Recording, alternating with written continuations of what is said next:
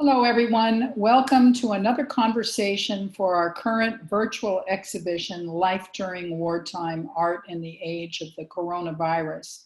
This exhibition is curated by Christian Viveros-Fonet. He lives and works in New York City, and he serves as our curator at large. And when COVID started, I addressed him and said, "Oh my goodness, can you please find a way to create an exciting exhibition virtually?" I'm Margaret Miller. I'm the director of the Institute for Research in Art at the University of South Florida. It's in the College of the Arts, and I really have the privilege of directing the Contemporary Art Museum, Graphic Studio, and Public Art. But this exhibition is part of the Contemporary Art Museum's programming. So we've had several conversations, and they're all posted on the website. And so the website is lifeduringwartimeexhibition.org. And Mark Fredericks is going to put up just an example of what that web page looks like. And if we have any younger people in the audience tonight, I'm sure you all know how to navigate a website. But the website does let you learn about each of the artists. And as you can see, there's current artist contributions. The exhibition is going to go on until December. And so artists are added. So you just have to click on the name of the artist. So just as an introduction, here are some images that represent some of the artists in the exhibition. So this is the front page of the Life During Wartime exhibition.org website. So we hope you'll keep up. You can actually ask to subscribe to it, and you will get notes when new artists are posted. The next conversation is now scheduled with Lisa Yuksevich, an amazing painter, on October 16th. But if you're subscribed to the website, you would have gotten a note for that. The Contemporary Art Museum team has really figured out a way to, I think, make this work quite well. And the artists have responded, as you can see, with all kinds of work. That the theme was, what are you doing while you're in quarantine? How are you confronting this pandemic? And then, of course, we have multiple pandemics that all seem to be emerging. Everything from racial reckoning to economic collapse. Now anxiety about the election, so many different pandemics that seem to be collapsing on us. And so how do artists project their environment, respond to what's happening? I'm not sure that they're really necessarily giving us a prescription, but they certainly suggest ways of coping and how they're seeing the world and what their reality is. And so it's really, I think, an extraordinary group of artists that have agreed to participate. So we hope you'll follow it. Okay, so now let's hear from, first let me thank the staff that have been working so hard on this tonight.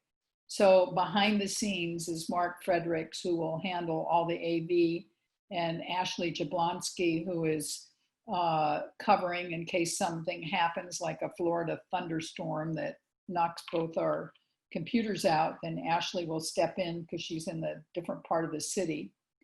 I also want to thank Leslie Elsasser and Noel Smith, who are going to be the moderators, questioners for tonight's conversation. Leslie Elsasser is our curator of education, and she plans all sorts of curriculum programs that impact the curriculum across campus and works with our student organization called CAM Club. She's an artist herself and has been with us for a couple of years now. And then Noel Smith is the deputy director of the museum, and her area, she is the curator of Latin American and Caribbean art, and a curator and translator. She specializes in Cuban art, and her big news of the moment is she has a new book that's just come out. So with that, I'll suggest to you that if you have a question, and Noel's going to repeat this, but if you have a question during the conversation, we ask you to put it in the chat. And if you're listening to us on Zoom, or respond if you're on Facebook Live. And at the end of the conversation, David Waterman, who is our trusty security guard and so much more, voiceover actor, he will take the questions and direct them to the appropriate person. So now let's go to Leslie and or to Noel Smith, who will introduce all the participants in the program tonight. Noel? Great. Thank you so much, Margaret. Leslie and I are thrilled to be moderating this discussion tonight. Before we get started, there's just a couple of things I'd like to mention. One is that besides Life During Wartime, our virtual exhibition, we do have an actual live exhibition in the museum. It's called The Neighbors, Slideshows for America.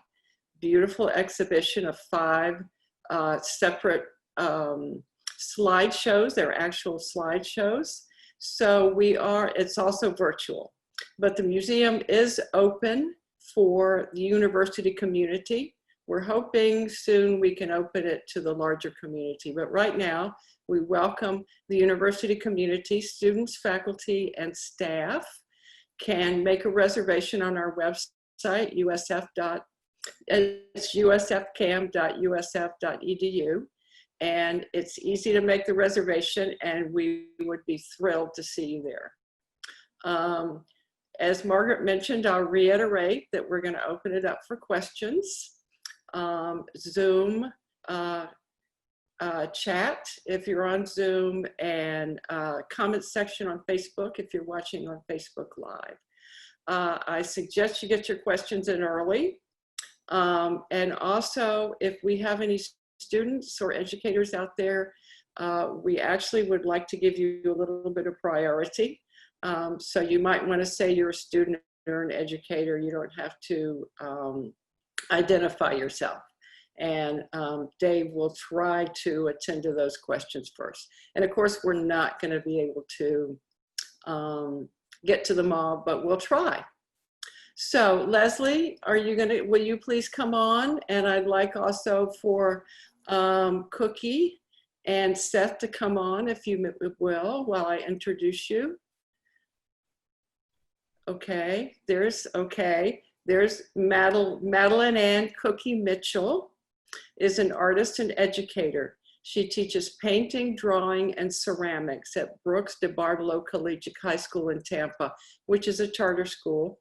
And she's also the head coach for the school's boys and girls volleyball teams, the Tampa Bay Raptors. She has coached dozens of students towards securing art and athletic scholarships during her time at Brooks DeBartolo. And for her activities, she's been recognized as Hillsborough County Art Educator of the Year, Ida S. Baker, Diversity Educator of the Year, and Ryan Neese, Volleyball Coach of the Year. Thank you, Cookie, so much for being here with us today. Thank you all for having me. And then I'd like to introduce Seth Cameron, artist, educator, and curator. He co-founded the artist collective, the Bruce High Quality Foundation, and served as president of its Free Alternative Art School from 2009 to 2017. He's taught drawing, painting, sculpture, creative writing, and interdisciplinary theory at both the Brooks High Quality Foundation University and at his alma mater, the Cooper Union, for the advancement of art, science, and art. He lectures frequently on issues of art education across the United States, and his interviews and writings have been published in the Paris Review, Flaunt, the Brooklyn Rail, the Miami Rail, and by David Zerner Books, forthcoming. He's represented by Natalie Card Gallery in New York and McLean Gallery in Houston, and he is currently the executive director of the Children's Museum of the Arts based in Manhattan. So welcome, Seth. It's wonderful to have you both here. And so Leslie and I have some questions to start things off, but I'm hoping this will be a kind of free-ranging conversation. Leslie, would you like to get started? Yeah, of course. So thank you guys for doing this, and welcome to the conversation. I think I'd like to start a little bit just to lay the groundwork. And this is a question to both of you. Since you both work at institutions just mentioned, Cookie, of course, you're an art instructor of just about everything. Seth, you're an artist, educator, and administrator. Could you describe your current art programs, your missions, and what you do in these roles? You want me to go first? Sure. Sure. Okay. So at Brooks de Bartolo, I am the only art teacher. So I have the pleasure of teaching all the courses. So I teach ceramics 1 and 2, drawing, painting, portfolio development, and then AP 2D studio and AP drawing. So you know, a lot of different things to address with the students.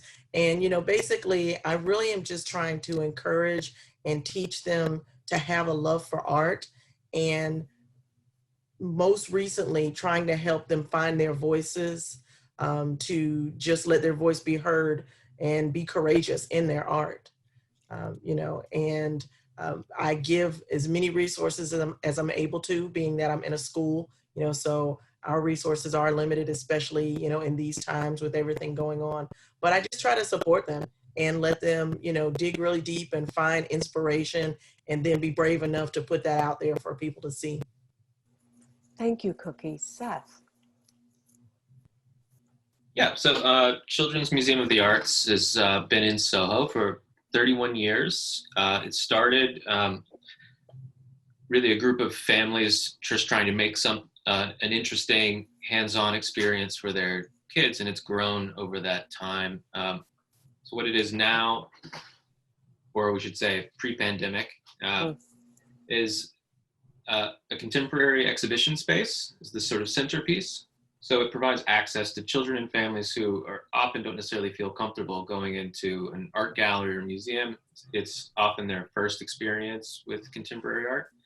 And then surrounding that space are several different studios. There's a fine art studio and a media lab space, as well as others classrooms and a sort of specialized space for the under 5-year-old groups.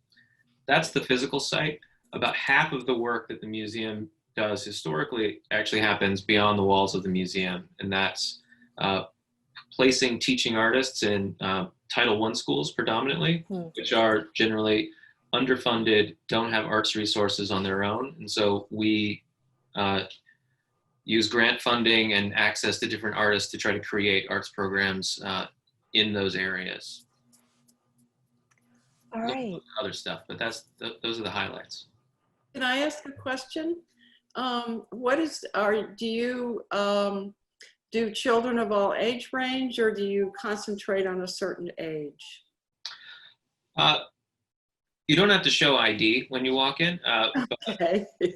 we have a specialized classroom and for early education, so really looking at 5-year-olds and younger, and then really 5 to 12 is probably the largest group of children that we're involved with. We've done some programs for teenagers. You know, what I've found and sort of heard anecdotally is that it often gets a little harder to age up when you've got the word children in your name. So we don't do as much for teenagers because they don't like to be called children.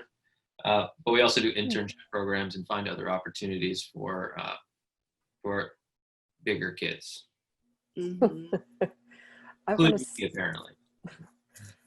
I want to cycle back to that in just a second, but I want to ask Cookie a question. Since you have such broad experience also as an arts educator, it seems like the work from your classes are results of, as you said, facilitating this deep dive, but also it seems like they're framed around issues of social justice, Black Lives Matter, gender identity issues, women's issues, the pandemic, and more. And Mark, if you could pull up some of Cookie's images from her students, that would be great. So I guess I wanted to ask you, could you talk about this type of work as a framework or even as an educational model, however you frame that? And is it a way for your students to connect to a larger conversation in a larger part of the world? Well, absolutely. I not only focus on the technical aspect of art and creating art, I will of course start with the basics with all my classes, with the elements of art and the principles of design, but then I focus a lot on making real world connections. And so we draw a lot of inspiration from looking at cultural, social, religious, economic, and political influences that affect their world. And then we try to merge the two and bring those together. I feel pretty strongly about cross-curricular education, so I will oftentimes draw on some of the things that they are covering in their other courses and then try and tie it together with art. And particularly, we usually end up with either English or social studies as the different, curriculum that are moving hand in hand with us. And so breaching those types of topics it helps them make it more personal. And once they personalize it and they're making these real world connections, I just find that the work is so much more meaningful. And we end up on these really like pivotal social justice issues, and it's coming from them. It's not coming from me. I just open the door and they come through it. So. Cookie, what? I'm sorry, Leslie. No, please. Cookie, what? Can you tell me a little bit about your students, where they come from, the makeup of your student body there? Well, our student body at Brooks Barlow is very diverse. And so, I think our numbers are somewhere with like 40% white, and then I think we're in the 20s with Hispanic students, and then the Black students are right behind them. And then we do have, a good population of Asian students and Arabic students as well. So it's a really nice mix at that school, and it makes it for very interesting and very enriching conversations and creation of art, because we have these kids from all these different cultures. Very interesting. And would you talk about some of these, just a couple, Cookie? And then I have a question actually for Seth that's sort of going to dovetail, I think, what you just said.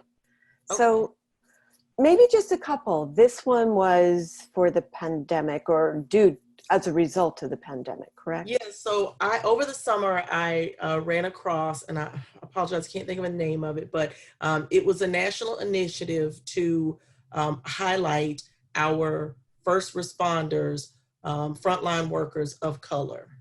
And I thought that was really interesting. And so just through my course of living my life over the summer, as I ran into these nurses and doctors and therapists of color, I just started asking them, hey, can I get a picture of you? And I want to do this, this is a national initiative, but I want to do this in my school with my students. So some of those portraits that you saw were those people that they let me take their picture, and I sent them to my students and they did the portraits.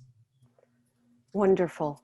That sort of goes in beautifully with the next question I would like to ask Seth. So just give me a moment, because some people may not know, but Seth has been an innovator in education, in the arts education, for a long time.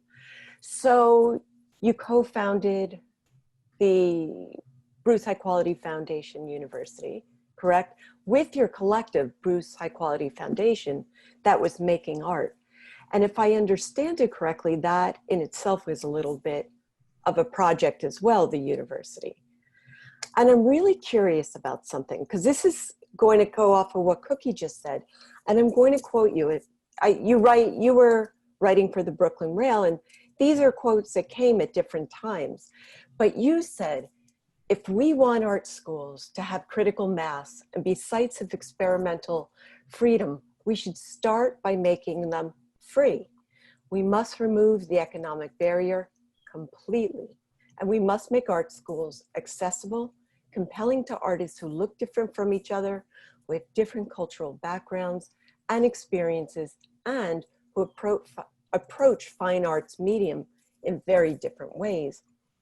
But then, a few years after that, also in the Brooklyn Rail, you wrote, "We learned quickly that classes where anyone can attend can actually close down the free exchange of ideas. We learned that democracy in all its bureaucratic glory can stifle individual freedom." And I guess I'm really curious about if that happened for a reason, or could you talk about the conditions that gave rise to that realization, and where you see or don't see the possibilities of learning and making in the future, especially post-pandemic? Sure. So I think I was young and naive and very utopian, and so just sort of reframe it in maybe the most simple terms. On the one hand, we said, if we just make it free and open, it's going to be great, and that's what we tried. And then quickly learned that alone is not enough. That there's a society out there that has already brought systemic marginalization in all different forms. And if you actually want to overcome that, you have to do it on purpose. You can't just open the doors. You have to actually do targeted outreach, which introduces a whole host of like other concerns. So how do you do that? How do you do it effectively? So that was, I think that's sort of like the short answer to what was the realization, is that it's not as simple as just saying, what if we just did this the way that things ought to be in some ideal future? We realized there's a lot more work involved with it, and started to do that work, fortunately. And that's carried over into sort of my thinking now, and why I was excited to work with the Children's Museum of the Arts, to see, which has not the same set of issues, but runs into, like any institution, runs into these questions of how do you create an interesting pool of people to influence each other in the same space. Like that's what I'm ultimately after. It's like, how do we, I think artists teach each other, and those are artists of all ages, whether they're children or adults. I think the best way, it's nothing that I can teach them. It's really, how do we get as many different thoughts in the same room together and let them collide, and hopefully in a collegial friendly way. But ultimately good stuff is going to come out of that, divergent backgrounds, divergent ideas. And, I think what I've sort of discovered has been interesting, just how the Children's Museum of the Arts, while it does, just to compare it to, I think, Cookie School, we have a very diverse audience, but that audience is very segregated. So because of our location, we are, in some sense, we've been historically a neighborhood museum. Now that neighborhood happens to be, now, it wasn't necessarily this way 31 years ago. Now it happens to be a very wealthy, predominantly white neighborhood. So that neighborhood audience, people that can come for general admission, whose schools are nearby, we know that's going to be a certain demographic. Meanwhile, when we're going into schools on purpose, where we're addressing the fact that they don't have arts access, there's no budgets there, and we're going there on purpose, we know that those have a very different makeup. Putting those constituencies in the same space is harder for that exact reason. And that's something that the pandemic has actually presented an opportunity to start thinking about how to address in a more interesting way. And I think the first thing is, let's get over the restriction of physical space. I think that's where things like this, what we're doing, just like the Zoom conversation, is one possibility. I think a small one, but it's something. And then I think it's also about, how do we create the same or similar kind of platform of a museum without being bound to the idea that it has to be a place that you go.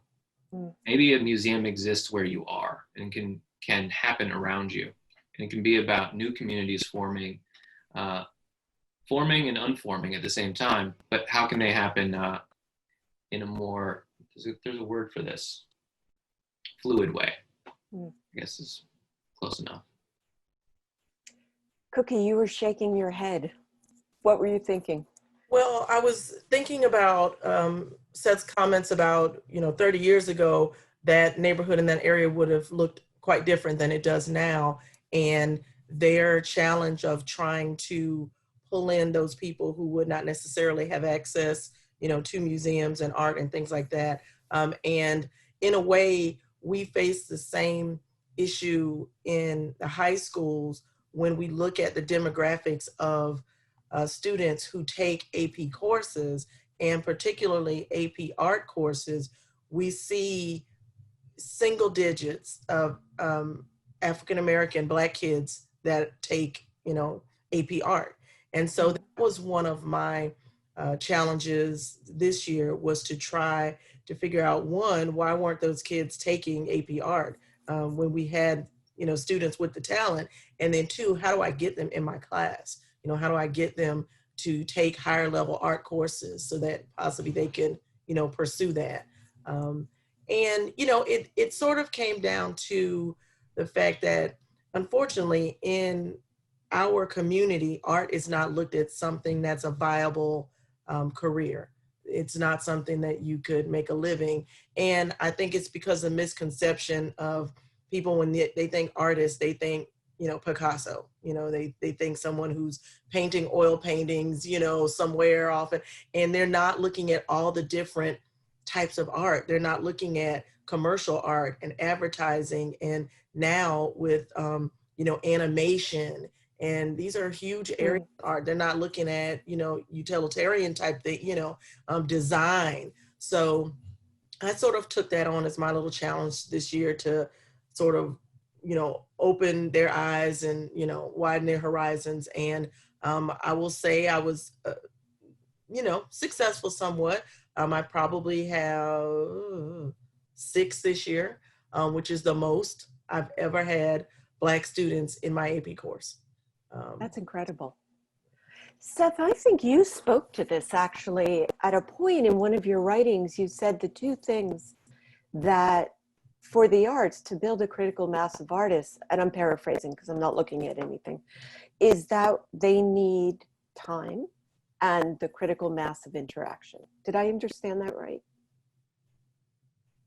It sounds good, so I'll take credit. But I think you did, but that idea, so you said to make it tenable, the art profession tenable, is it would be hard to have to worry about making that living all of the time while you're just trying to discover, experiment, and make ideas. And at the same time, if you're in a vacuum, I think this is what you were getting at, is that you don't have the exchange of ideas, and often one sacrifices the one for the other. Is that? Sure. Sure. No, I think it's definitely true, and it's not to say that you can't spend lots of time alone as an artist.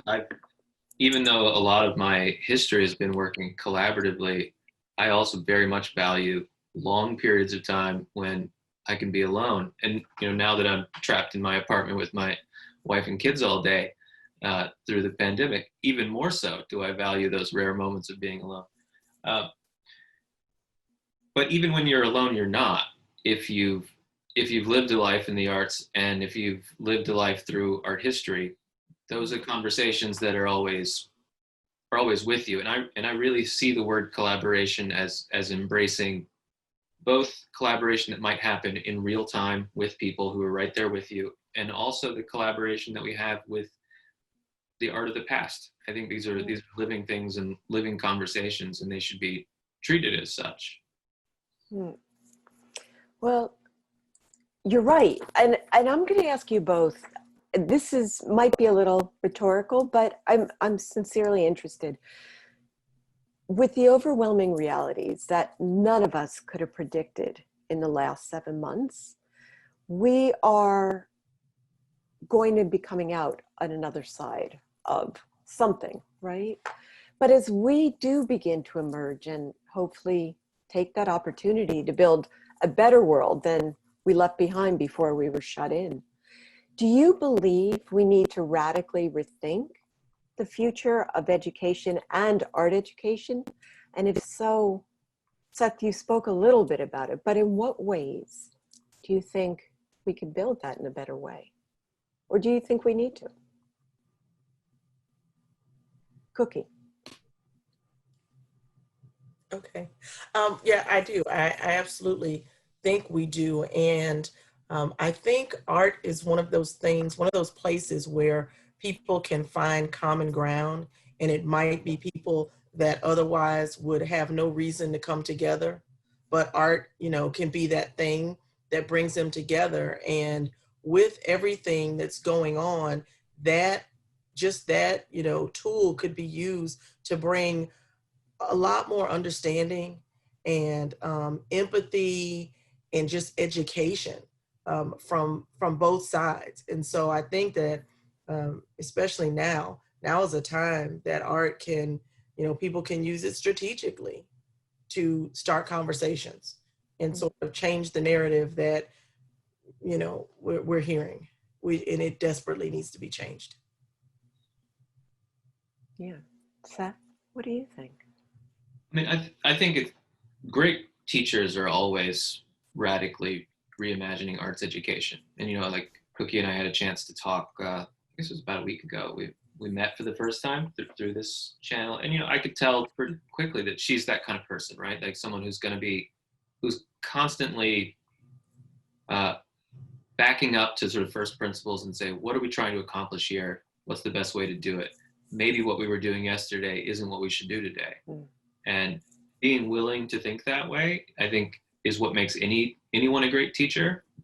To walk into the classroom and think about it strategically. It's like, we have something to do, and it's not about, there's no lesson plan that can do that for you. You have to constantly revise the lesson plan, and the lesson plan is never gonna be perfect. It's never, you're always moving.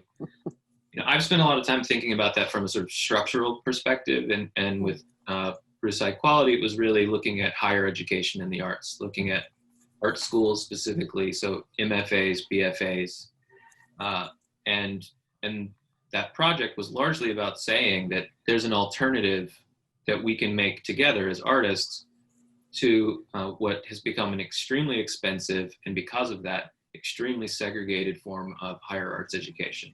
And we need to start creating those alternatives, because this is going to not last. And I think that's now being experienced widely across all forms of education. I think this year in particular, a lot of people are recognizing that the expense of higher education is not sustainable. It is not something that can go on. And really, I think for me personally, it's most affecting when I think about it in terms of the arts, because that's what I care about. So now I'm sort of redirected and starting to look at it from the point of view of early childhood education. So really those up through like age 12 or so, like what happens in that time period. And that's where I really see the way that the arts get funneled into different sort of bureaucratic rubrics can be very problematic.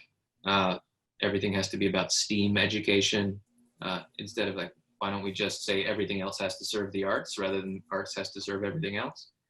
And so I'm hopeful that Children's Museum of the Arts can be forward thinking in that way, and actually start to lead an idea that the arts are not something we have to kind of wedge into the rest of education, but we can say that arts have been leading the way in progressive education for a long time. We've got a lot of tools that the rest of education could come along and learn from. And we should start championing that. Yeah. I'd like to add, I was saying about, there are some times that, it's not about the lesson plan. And sometimes you'll walk into a situation when we're dealing with art and expression, and you have to just chuck that lesson plan out the window and go with what's happening at the moment. And that's one of those things that, I expect every year that my classes, and it used to only be my advanced classes, now it's trickling down to all of them, that we will have at least one full class cry every year. The whole class, everyone. And last year it happened on the first day of school because those kids came in with their summer work done. This year it was like the second Monday of school, but we've already had our class cry. And it had to do with the fact that, you know, these social justice issues, there's so much happening right now between Corona and the police brutality and Black Lives Matter. These kids were full, like their hearts. And when given the opportunity to talk about what they were passionate about, I mean, it was just an outpour. And we touched on so many topics that I think these students' parents would be surprised to know how deeply these kids are thinking. Like, you know, they talk about this generation being all about themselves and, you know, everything is me. And oh my goodness, I mean, I see something so different. And these students were talking about everything from, you know, brutality against transgenders in Poland.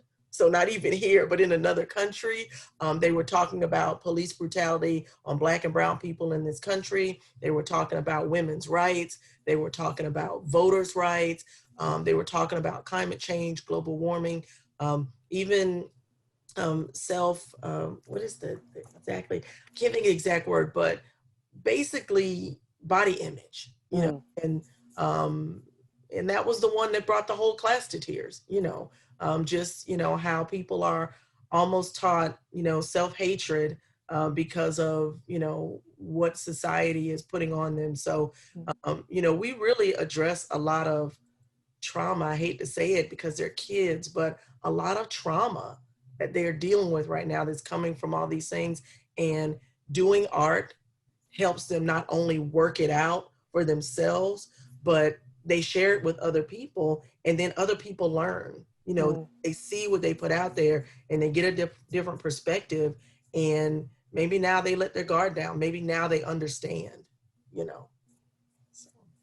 Yeah, absolutely. Because these are questions I ask myself too. So, you know, as a curator of education, like, where do we go in, you know, questioning what it looks like? Noel, did you have questions? I have a couple more, but. Well, I was interested in particularly with Cookie, I wanted to hear about how this pandemic is affecting your classroom and how are you teaching hybrid? Are you teaching, because here in Hillsborough County now, teachers are supposed to be doing the absolute impossible, which is to be teaching virtually and teaching and, you know, actually at the same time. So can you talk a little bit about what's going on in the schools and how you're coping? Okay, well, most of us aren't coping well, I'll say that, but we're making it work. So yes, in my school, we are teaching asynchronous.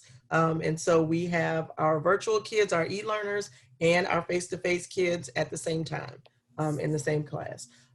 In my situation, I am extra precautious because my daughter is very asthmatic. And so I was very nervous about going back to school to begin with. So my classroom, I should have sent you pictures of that. It's like a bubble.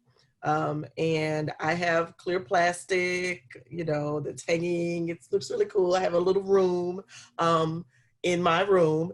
And because I'm an art teacher, we have tables, not desks. So there's no way for me to space them 6 feet apart, you know, with my tables. So my husband and I spent some time at Lowe's and we built these table dividers out of PVC pipe and plastic shower curtains so that each of my children, my kids are still at the tables together, but there's clear plastic separating them. They can't touch.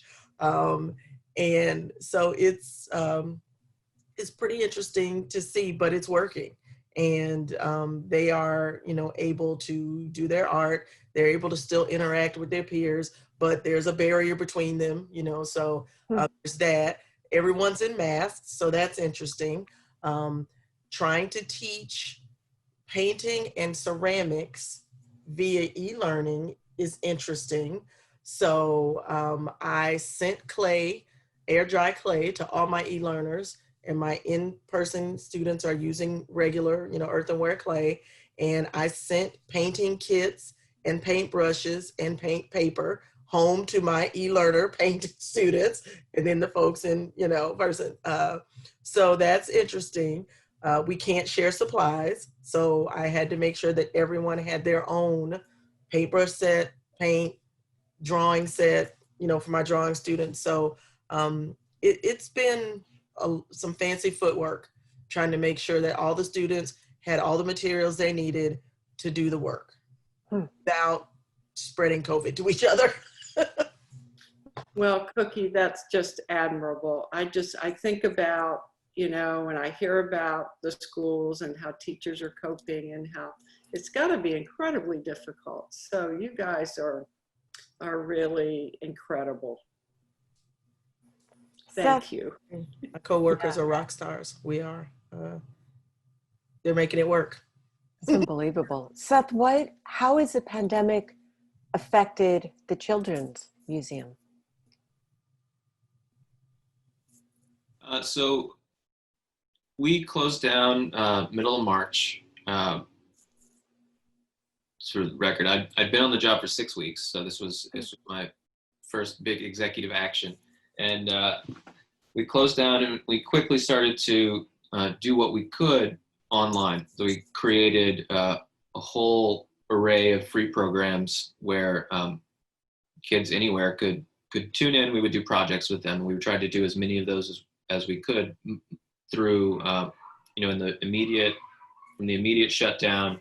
And then we did those continuing through the summer. We also started to do online camps, which work-ish, and are now doing after school and private lessons and other free programs, all via Zoom. So that's what we've been doing on the surface. Right? Those are the things that we can do with the resources we have immediately. Some of that also tied to schools that we've partnered with, so we're continuing to try to do those things where possible. But really, as an institution, it's given us an opportunity to really rethink how can we take this as a chance to reimagine what we want to be, and then figure out how to get there. And so that's, like I said, where we're looking at ways where we can really go into neighborhoods and work with children who normally wouldn't have an easy way to get to us. How do we get to them first? And at the same time, how do we start to think of it less as a one-way exchange? I think that was something that was really something that I care deeply about, that we don't think of it so much as traditional education, that we have a certain set of knowledge that we will now impart to them. But more so that we create an environment where children and artists have an opportunity to share with each other and make something that neither of them would have made without that experience. And that's where we're looking to go. What I hope comes out of this, and the thing I'm most excited about, is that we're going to try to make a TV show. So in the midst of thinking about what's the internet good for, how does it reach lots and lots of people, we've been doing the synchronous version, but at the same time, we've been developing the asynchronous version. And to me, it's an opportunity to think about, in the long term, how can we actually make a TV show with children where they are equal participants in creating and producing what that is. And it's a way of hopefully giving people a way to access the arts from 7 different ways.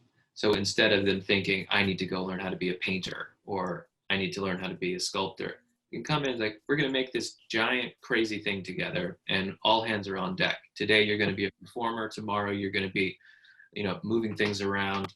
The next day you'll be painting a backdrop, whatever it might be. So that's the next stage.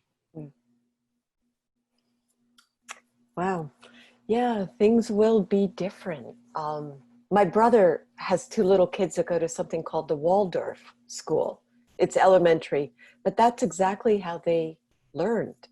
they go and they do projects and they learn from each other. That's exactly, what they do.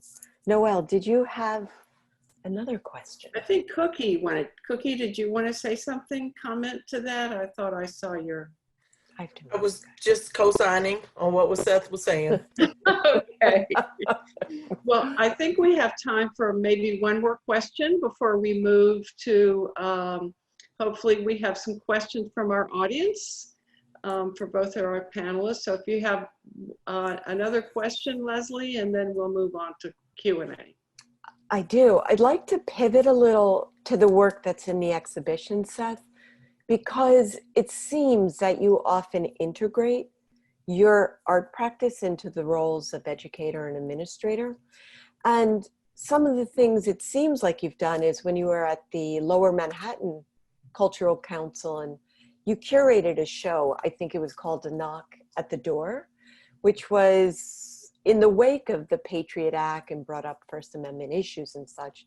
And even when you co-founded the Bruce High Quality Foundation, then together you founded the Bruce High Quality Foundation University. And that, from what I understand, was a whole project in itself in many ways for all of you. So all that time, it seems like you've taught studio classes, interdisciplinary studies, lectured across the country, writing and exhibiting your own paintings under your own name though. And even in and Mark, could you put on the paintings, Seth's paintings, please? And even in our show right now, Life During Wartime, you created, and I have to say, this group of absolutely gorgeous small gouache paintings. And Christian Viveros-Fonet, who is our curator at large, who curated the show, I'm going to quote him. He says, "They serve as both thank you gifts to institutional donors and reflections of the artist's state of mind during the pandemic." So this is a multifaceted question, but I'm really curious if it's important to you to integrate your professional roles and art practices. And if you talk a little bit about how these were thank you cards or postcards for the Children's Museum and about the work on them. Sure. I mean, first off, the way that they were thank you cards is quite literally in the immediate wake of needing to shut down before even stimulus packages had started to come through. Like, we realized that we were going off a cliff. Like, we were a children's museum. It lives off of people walking through the door. And if people aren't walking through the door, then we can't pay the staff, we can't pay the rent, we can't keep the lights on. And the board, who I only recently started to get to know, really came together and put their money where their mouth was, that said they were going to do what they could to really keep things going. So the board, as well as some other major donors, came through and really helped us survive while we were sort of a gap between immediate closure and when stimulus and other things started to become available. And so they're literally thank you cards in the sense that there's notes on the back of all of them. I sent them to people. I don't have any of these anymore. These were sent in the mail. There's postage on them. I don't know if all of them got to where they were supposed to be, so I'm glad I took pictures. I think it was as continuing, not a great time for the mail. It's not something I do on purpose in terms of integrating my practice with whatever job I happen to be doing. I think I'm an administrator by accident. It just kind of happened that way. For me, to tell the whole story, like, I got out of art school and I got a job in a nonprofit. That's how I ended up working at Lower Manhattan Cultural Council. I was writing press releases. The next thing I knew, I was curating exhibitions, and I eventually I ended up creating a high school program that we did on site in our office. We didn't even have a sort of public space. I just created it out of our office space because it was something I wanted to make happen. And then later on with Bruce High Quality, the school was really created out of response to a need. We were making work together as a group, and we would have, people that we knew, friends, come by and work with us and make different things. And at that point, we were still very, young and fresh, and a lot of friends would come and say, "Oh, I'm thinking about applying to graduate school," and they were always really depressed about the idea that they were going to apply to graduate school. And to me, that kind of rubbed me the wrong way. Like education was seen as something that was going to be, that they were sad about. It was like they were giving up in some way. And that was really what inspired us to create a school. We said, well, why don't we just make one? And then it eventually turned into a nonprofit and did the whole thing. And so I kind of learned to be an administrator by accident. I mean, I literally have a copy of like Nonprofits for Dummies that I still use periodically. And then in this current role, what drew me to Children's Museum of the Arts was becoming a father, and seeing how that was becoming something that I cared deeply about and wasn't. I think I started with the idea that like my art practice and my family life were going to be separate things.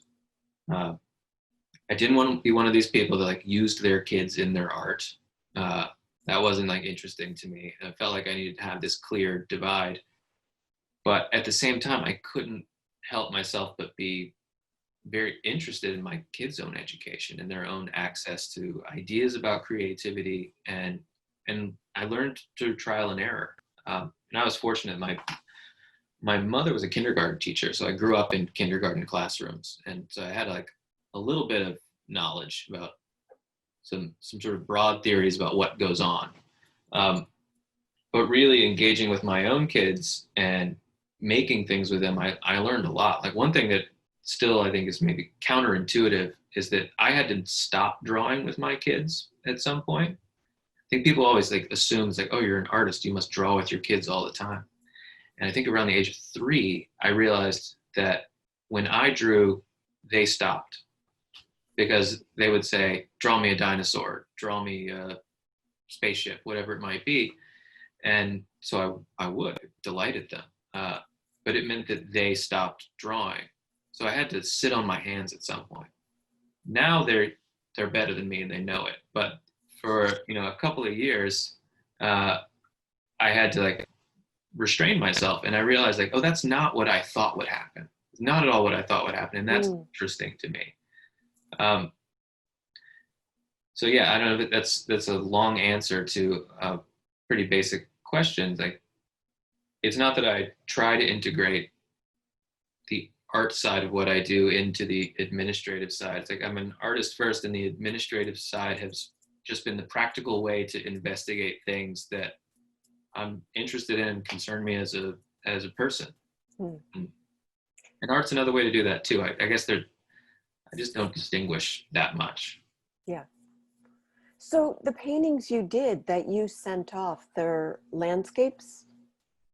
All landscapes that you entered into that are in the exhibition? I think so, yeah. Mark, would you? Let's move on to questions, Leslie. Okay. All right, you guys, thank you. Thank you so much. All right, we'll move on to questions. Dave Waterman. Hey, Dave. Hey, it's been great conversation to listen to.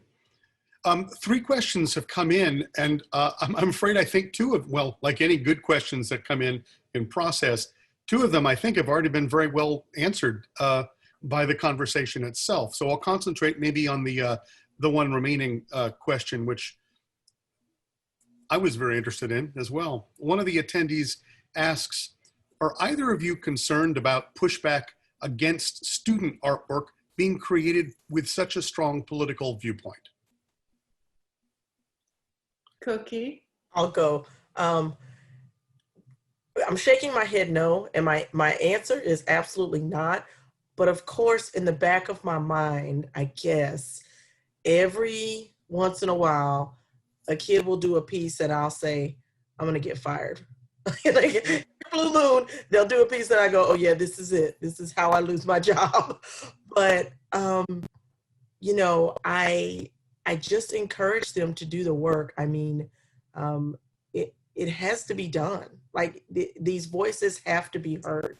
And if we are truly, you know, asking these students to be creative and to dig deep, then we can't put caveats on that, you know?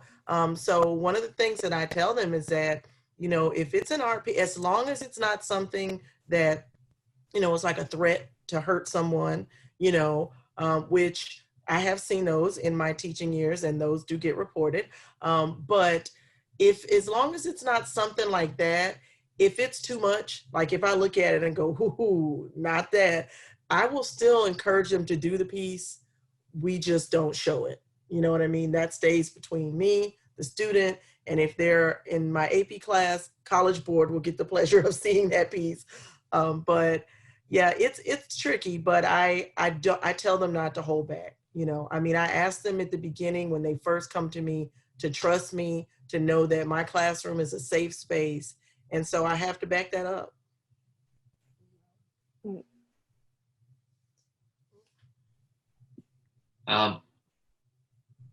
Cookie and I talked a little bit about this last week. I grew up in South Carolina in like a relatively liberal pocket of an extremely conservative state, and went to a public school. I had a wonderful art teacher there, and on more than one occasion, on more than two occasions, more than three occasions, I got into trouble for things that I had made.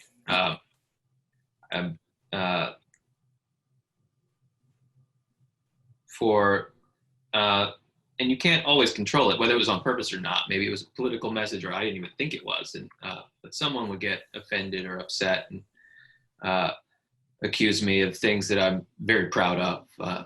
Actually, it's like he's saying that like being gay is okay. It's like, well, yeah, I actually was in that case. But you know, kids at any age are going to face peer pressure and peers telling them that who they are and what they believe is not okay. And I think it's, you know, it's going to be our job to support them, not to try to like stop them. And yeah, we know that like those things, especially when they're expressing themselves honestly, they're going to experience that pushback. Mm-hmm. And I think you can have that. You can sometimes have that feeling like you need to protect them. That would be my only sense, is that fear of like just wanting to protect them from what you know is inevitable, that there's going to be cruelty coming their way. But at the same time, I think art gives us those tools, and the language around art gives us those tools, and the history of art gives us those tools to actually help support them through those experiences, to know like they won't be the first person that got criticized, that got pushed back for something that they made. They join a long and illustrious legacy, and they should feel honored by those experiences. And you know, it's the short version is that if it hurts, it makes you stronger. But I think that's definitely true in the arts. And you know, Seth, with when some of my students express that fear, like you said, of being hurt as a result of them, you know, bringing out their art or whatever, I use artists as an example who, you know, and I tell them, yes, you know, in some countries, artists will be jailed for their artwork, for voicing their opinions. And yes, in some countries, you know, artists have been killed for their artwork because they were bringing, you know, a spotlight to an unjust situation. Fortunately, the country we live in, we're not at that point yet. So, you know, I asked them to go ahead and be brave and let people see their message, you know. And I think even though it's scary to hear that things like that happen in other countries, but that's because in many places in the world, art is the only expression of unrest. Like it's the only way that they can get that message out, you know. So, but it seems to make them feel better, like, oh, well, if this person can take this risk, you know, doing this thing, and then I can do it too. And then, you know, they do it. Thank you very much. Was there another question, Dave? I'll ask the question. I know that Seth talked a little bit about it, but I'll read it as written. Economic concerns seem to be affecting the role of arts and culture in society to an even greater degree. What strategies or ideas or goals can we be pursuing to keep art and art education alive in this environment? Well, one thing I will say toward that is that there are people out there who love art and they want the arts to survive. And that was never more apparent to me than this summer, finding out late in the summer that we were going to be made to go back to school brick and mortar by our state legislator people. And I think it caught a lot of us off guard because I think most of us thought we would be e-learning. And so teachers all over the country, and I got this from someone else, just went on social media and said, hey, I need resources. Like I need art stuff for my kids or they're not going to be able to do art. And they posted something and it was a, wish list maybe on Amazon or some other thing.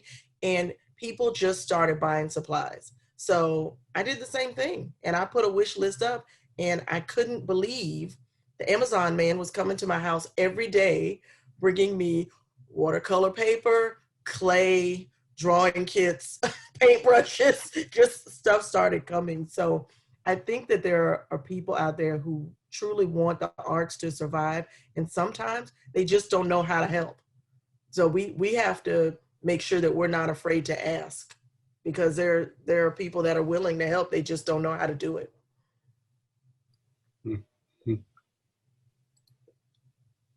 Yeah, I think everybody wants the arts to survive. They just don't always know it.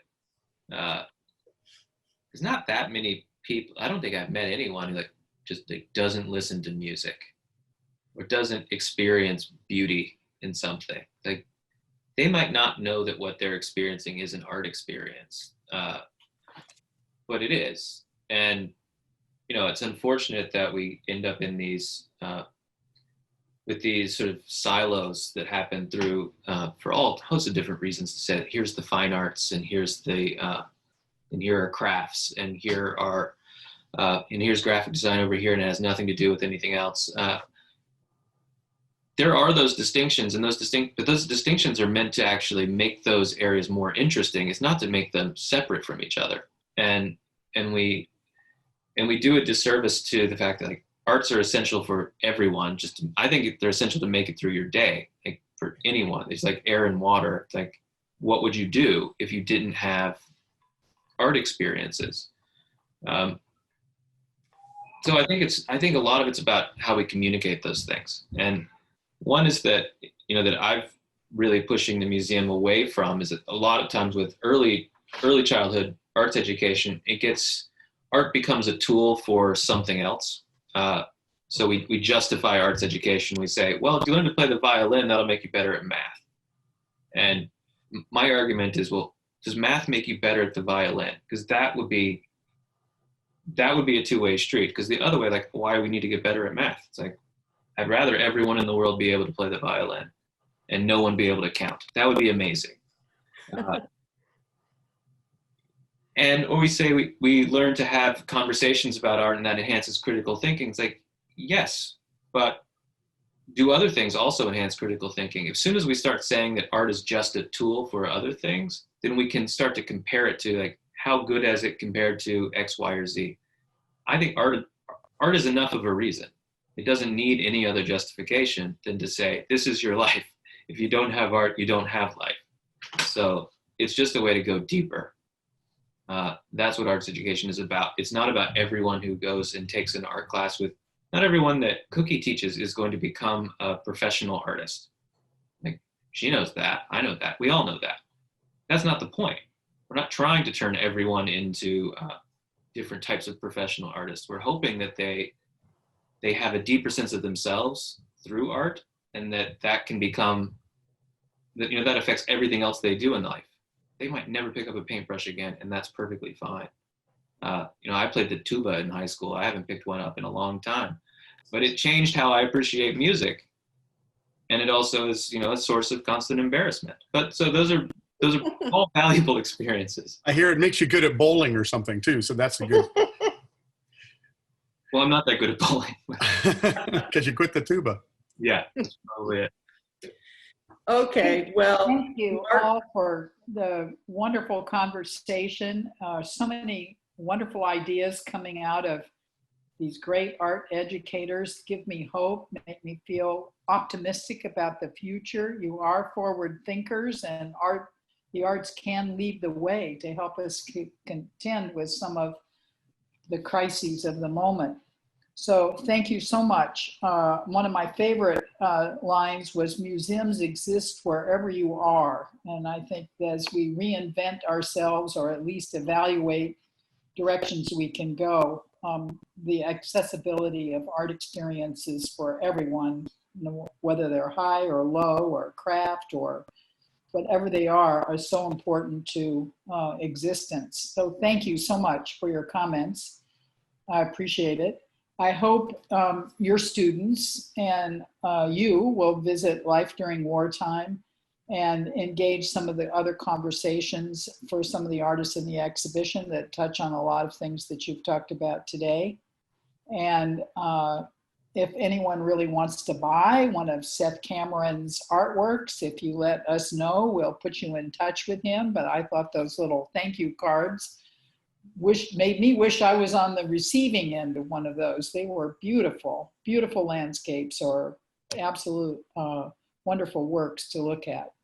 And we're so appreciative, Seth, that you are participating in Life During Wartime. And Cookie Mitchell, I couldn't be more pleased to meet you and learn what you're doing in your wonderful school, and your students must be very, very lucky. So thank you all for being here, and join us for other conversations. Those of you who are listening, visit our website. When our museum opens up, if you're in the Tampa Bay area, come in and have a look, because we just have so many things that are engaging for all sorts, all parts of our community. So thank you tonight to all of you, and for all of you who are listening and joining us. Good night, everybody. Thank you. Good night. thanks, Thank Cookie. you. Thank you so Sarah. much. See you next week, Cookie. Yes. Bye, everyone.